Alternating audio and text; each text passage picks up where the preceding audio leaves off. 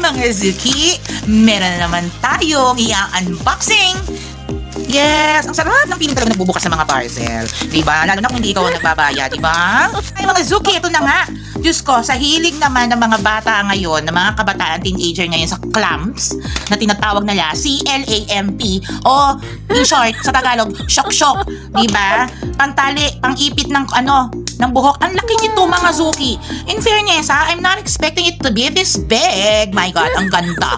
Tapos ang tibay nung pagkakagawa. Hindi katulad ng ibang mga sinauna, yung mga makikintab na parang crystallized, konting baksak, nababasag yung mga ganito, tas ang liit ng spring, kaya biglang natatanggal, napuputol. Ito ang laki, In fairness, ang ganda. Ayan ang black, ito yung coffee brown.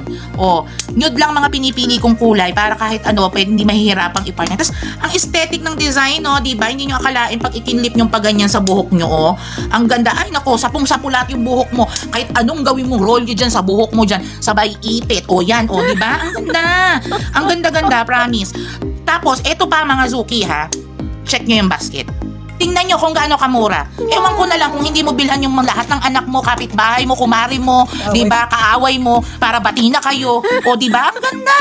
Ang ganda. Hindi porkit nasa bahay ka lang mukha kang losyang, kailangan maganda ka rin. Di ba mga Zuki? Kaya i-check out mo na yan. Di ba mga Zuki? Check out na ha. Huwag na magpatumpik-tumpik pa. Check out. Mwah!